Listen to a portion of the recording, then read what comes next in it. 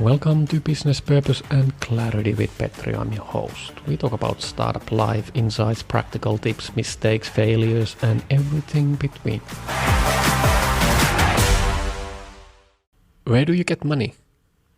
You know, there's the other way. You don't always need to ask from investors. You could actually do sales. That's kind of old-fashioned way of doing business.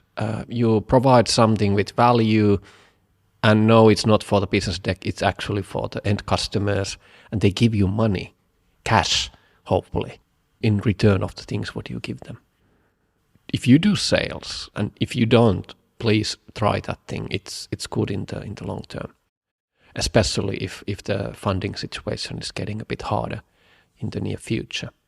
Well, nevertheless, if you're doing sales, do you follow up on your sales? Because this is something I was talking with Dr. Paul Vio, who is a leading expert in B2B value-based selling and sales management. And he was saying that most of the companies, if I remember correctly, you can check it from my Talks with Petri podcast and be on the safe side. But I think it's 3/4 of companies who are not following up their sales. You know, that's crazy. You are poking and trying to get a lot of prospects, and then you have kind of a process, hopefully proactive process, but nevertheless, anything which is kind of selling, I guess there's a process, even if it's not really thought out through. If you're doing sales, what type of a follow-up process do you have? Do you qualify your sales? Like, okay, first meeting, what's the probability of closing it? How many stages you have there, and how do you qualify them? Because it's easy and fun to talk to people. It's great to have meetings, but sometimes the gut feeling you have, or you just have fun with the people you're talking, doesn't exactly mean that you can convert them to sales, to the actual cash in hand. So what might help in the beginning, and this is really basics, 101s, but it's easy to forget these things, so bear with me. Early on, when you were excited about someone and you're really vibing that this could be a good customer for you, you could pop the question really early. How can I help you? What's your budget? What's the timeline for your decision making? Who are the people who are involved in the decision making? And what kind of a purchase process do you have? Well, I know it was more than one question, but just bluntly, but nicely, asking these questions can really help you to qualify whether there's something into this sales process and whether it's worth pursuing further.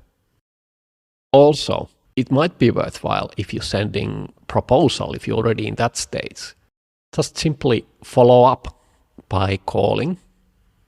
If the email has been sent already some time ago and you don't get a response, or you send some chat message in LinkedIn or whatnot, and people are not responding, because there's a pretty high probability that they did not read it, they did not receive it. It's in the spam or a similar folder which is never checked.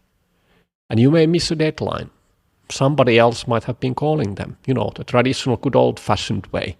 Cold calling, taking the phone app in your phone, not the WhatsApp, phone app, and calling just out of the blue, without warning, just to regular people, you know. You can do that. Try, it's fun. But don't pick random numbers. Try to make more qualified sales process. Why I'm talking about these things? Well, I've seen it too many times. I'm talking about these things too many times with the startups, because the basics are the hardest things. It's not glamorous, it's not so exciting. It's a process, it's grinding, it's painful.